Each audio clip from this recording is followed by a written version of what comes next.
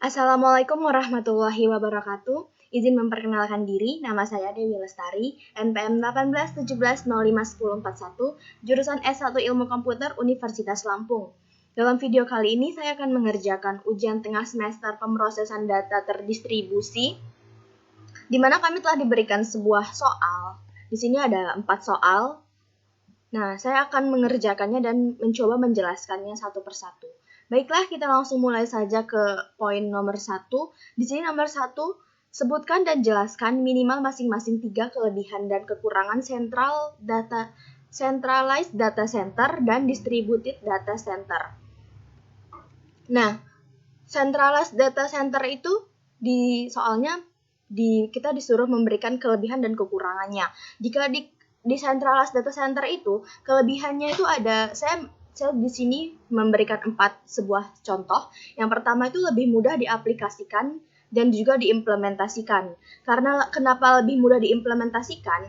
Ini bisa digunakan di startup perusahaan terkecil dan biaya minimum. Jadi perusahaan terkecil bisa menggunakan centralized data center ini dengan biaya yang minim. Kemudian dalam maintenance-nya lebih mudah dilakukan karena hanya berlokasi pada satu tempat kerja. Kemudian biaya operasional yang lebih rendah untuk membangun server dedicated tambahan.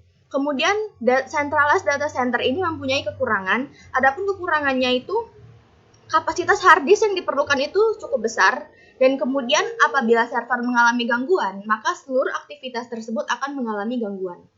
Kemudian perbaikan pada server yang mengalami kegagalan akan menyebabkan fitur-fitur yang lain mengalami terkendala juga. Selain itu, di kekurangan dari centralized data center ini membutuhkan komputer yang sangat canggih, terutama bagi perusahaan yang memiliki lintas pengiriman datanya itu yang lebih padat. Kemudian yang kedua itu ada distributed data center, ada kelebihan dan kekurangannya. Nah, kalau kelebihan distributed data center itu tidak tergantung pada server basis data pusat. Kemudian akses informasinya menjadi lebih cepat, terutama ketika lalu lintas data yang lebih padat. Sama seperti decentralized data center tadi, jika terjadi pengiriman data yang sangat banyak, maka lalu lintasnya atau alurnya tersebut menjadi lebih cepat. Kemudian server dan database pusat bekerja lebih efisien. Dan kekurangan dari distributed data center itu, biaya implementasi yang digunakan itu lebih tinggi, dan operasional listrik yang digunakan untuk memaintenance jaringannya itu juga cukup tinggi. Kemudian yang ketiga, hanya cocok digunakan oleh perusahaan yang besar. Sama seperti decentralized data center, di distributed data center juga sebelumnya, jika decentralized data center itu perusahaan kecil bisa menggunakannya, tetapi kalau di distributed data center ini hanya perusahaan besar saja yang bisa menggunakan distributed data center. Kemudian nomor 1 yang poin B, sebutkan dan jelaskan jenis-jenis virtualisasi dalam data center. Di sini ada virtualisasi storage, network virtualisasi, desktop virtualisasi, kemudian virtualisasi aplikasi, virtualisasi sistem operasi, dan virtualisasi manajemen. Kita akan bahas satu persatu, di mana di virtualisasi storage ini, media penyimpanannya yang terisolasi, aman dan mudah dalam file over dan backup. Salah satu implementasi virtualisasi storage yang selalu kita pakai itu ada Dropbox dan Google Drive, di mana aplikasi ini menyediakan dan menyewakan cloud storage bagi pelanggannya dengan menawarkan fleksibel di mana user bisa mengakses storage dimanapun dan kapanpun. Google Drive bisa dipakai di handphone berbentuk Android atau iOS. Jadi ini sangat fleksibel untuk kita gunakan dimanapun dan kapanpun. Nah, ini ada gambaran dari virtualisasi storage-nya, di mana server 1, server 2, server 3 ini terhubung ke dalam virtualisasi, dan storage pools-nya ini dia juga terhubung ke virtualisasi. Kemudian kita lanjut ke network virtualisasi. Network virtualisasi ini biasanya digunakan untuk membuat sebuah rancangan internet yang diterapkan. Jadi teknisi akan membuat sebuah rancangan menggunakan network virtualisasi untuk diimplementasikan menjadi sebuah teknologi rancangan jaringan internet. Seperti ini model bentuknya, ini virtualisasi networknya. Ini merupakan sebuah rancangan untuk membangun sebuah jaringan internet. Kemudian ada virtualisasi desktop. Virtualisasi desktop ini aplikasi desktop yang terinstall dengan resource fisik ketika desktop diakses oleh user. Virtualisasi desktop ini biasanya digunakan berbarengan dengan virtualisasi aplikasi. Nanti kita akan bahas virtualisasi aplikasi dan ini akan mengcombine antara virtualisasi desktop dengan virtualisasi aplikasi. Nah, ini ada bentuk model dari virtualisasi desktopnya. Dia terpisah dan akan memanage virtual aplikasi. Kemudian, nah ini ada virtualisasi aplikasi yang tadi telah kita bahas.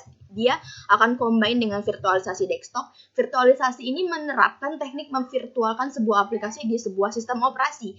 Aplikasi virtualisasi ini memungkinkan kita dapat melakukan cloning dari suatu aplikasi. Kemudian virtualisasi sistem operasi ini digunakan untuk kalangan pelajar. Biasanya mereka menggunakan virtualisasi ini untuk menggunakan suatu materi baru. Sehingga jika terjadi kerusakan pada proses pembelajaran, bukan virtualnya yang rusak, tetapi bukan sistem virtualnya, tetapi yang asli, bukan sistem yang asli.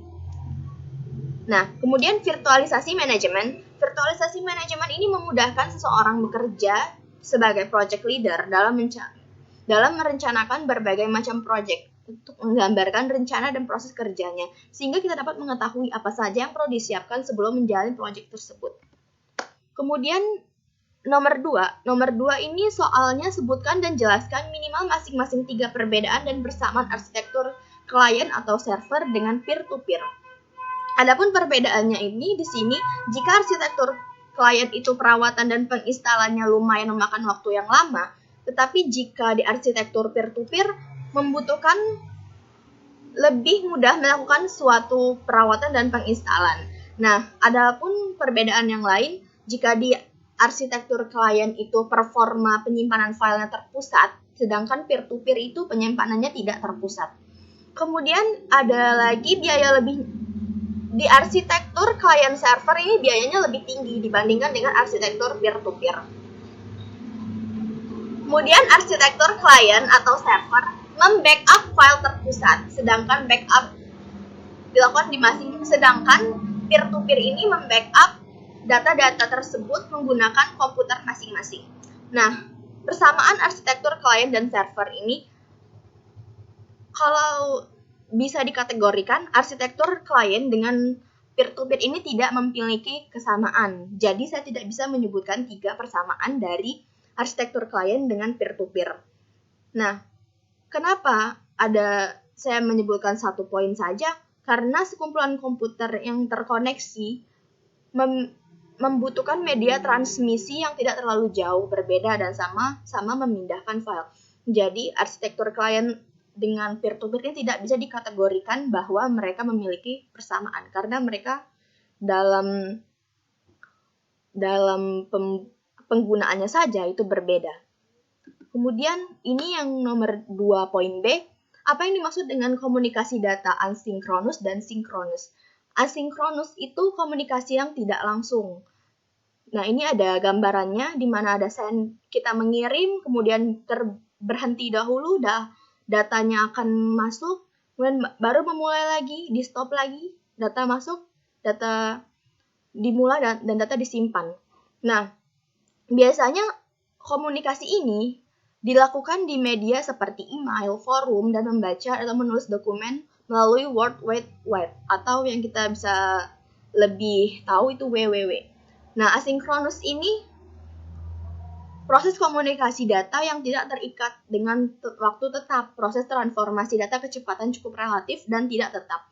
Metode komunikasi ini data serial dari suatu perangkat ke perangkat lain. Nah, kemudian yang sinkronus ini komunikasi online langsung dengan media komputer. Yang sering kita lakukan itu seperti video call atau chat. Ini merupakan metode komunikasi Nah, di sini bisa kita lihat dia pengirim mengirimkan sebuah pesan, kemudian data akan masuk dan langsung tersimpan. Kemudian nomor 3, sebutkan dan jelaskan jenis-jenis topologi jaringan dalam distributed data center. Di sini topologi itu mempunyai dua macam, yang ada topologi fisik dan topologi logik. Di mana topologi fisik itu ada dua jenis, yaitu topologi bus sama topologi star. Topologi bus itu merupakan suatu cara metode yang digunakan dengan menghubungkan dua maupun lebih pada satu komputer menggunakan kabel utama untuk pusat lalu lintas data atau sebagai center. Secara umum, topologi ini digunakan pada jaringan yang memiliki skala kecil, yang mana untuk seluruh perangkat jaringan terhubung melalui satu kabel. Nah, seperti ini bisa kita lihat, ini satu kabel yang menghubungkan banyak komputer secara serial. Kemudian topologi star merupakan salah satu jenis topologi pada jaringan komputer yang paling banyak digunakan. Karena star ini memungkinkan setiap komputer memiliki kabel sendiri, sehingga apabila terjadi kegagalan jaringan pada suatu komputer, maka hal ini tidak akan mengganggu keseluruhan jaringan. Nah, ini dia terhubung oleh hub, ini menghubungkan komputer satu sama lain. Kemudian di sini ada topologi logik. Topologi logik ini ada broadcast, token processing, kemudian ring, tree, sama mesh. Kita akan bahas yang broadcast terlebih dahulu. Broadcast ini merupakan suatu kondisi di mana semua komputer yang berperan sebagai klien atau user menerima secara penuh semua data yang dimiliki oleh komputer, server, atau host. Kemudian di topologi passing ini adalah berbeda dengan topologi broadcast. Topologi passing ini mengandalkan sebuah token untuk memperoleh akses data ke dalam server atau host.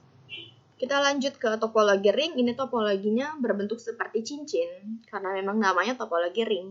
Jadi, topologi ini merupakan jaringan komputer yang dihubungkan dengan komputer lain yang dibentuk seperti cincin. Jenis topologi memanfaatkan LAN card supaya setiap komputer bisa terkoneksi. Kemudian topologi tree, ini bercabang seperti pohon. Jenis topologi ini merupakan gabungan topologi bus dan juga gabungan dari topologi star. Topologi ini dipakai untuk interkoneksi antara hierarki dengan pusat berbeda. Lalu kita lanjut ke topologi mesh. Topologi mesh ini dipakai untuk rute banyak di jaringan yang kita inginkan. Jaringan di topologi ini menggunakan kabel tunggal sehingga pengirim data lebih cepat tanpa memakai hub atau switch. Ini dia gambaran dari topologi mesh-nya. Kita langsung lanjut aja ke cara kerja modem. Dalam penggunaannya, modem itu berfungsi untuk merubah data dalam bentuk analog menjadi digital. Saat komputer disambung ke kabel telepon untuk kemudian digunakan berinternet, jika komputer kita akan mengupload atau mengirim sebuah informasi dari data komputer yang berbentuk digital, maka modem akan mengubah data tersebut menjadi data analog yang dikirimkan melalui kabel telepon atau media lain. Ini ada alur pengirimannya. Ini komputer mengirimkan sebuah data, diterima oleh modem, sinyal analog. Nah, kemudian ini terkoneksi oleh internet, maka dia sinyal analog, kemudian modem ini terus data diterima oleh komputer menjadi data digital. Ini saat data informasi analog tidak tadi sampai ke komputer tujuan, maka modem yang ada pada komputer tujuan akan mengubah kembali data menjadi analog, menjadi bentuk digit. Akan mengubah data analog menjadi data digital sehingga bisa diproses oleh komputer tujuan tadi. Kemudian nomor 4, apakah peranan keamanan data dalam pemrosesan data terdistribusi? Jadi keamanan data pemrosesan terdistribusi ini diperuntukkan untuk membatasi akses informasi dan sumber hanya untuk user yang memiliki hak akses dan membatasi tindakan akses yang boleh dilakukan atau tidak. Untuk mencegah kebocoran sebuah informasi, maka kita harus melakukan pengamanan yang sangat ketat guna menjaga informasi dari semua klien kita. Karena apa? Jika terjadi kebocoran suatu informasi, itu akan fatal kita rasakan dan akan terjadi banyak penggunaan data yang tidak pantas digunakan, yang tidak patut digunakan bukan orang tersebut. Nah, adapun peranan keamanan data tersebut adalah melindungi dari kebocoran. Nah, seperti yang saya katakan tadi, jika terjadi sebuah kebocoran informasi, maka pengambilan informasi oleh penerima yang tidak berhak bisa disalahgunakan oleh orang yang tidak bertanggung jawab. Nah, dalam istilah keamanan data ini disebut dengan leakage. Kemudian yang kedua itu ada pengubahan atau tampering, yaitu pengubahan informasi yang tidak legal. Kemudian yang C, perusakan, validasi, yaitu kerusakan.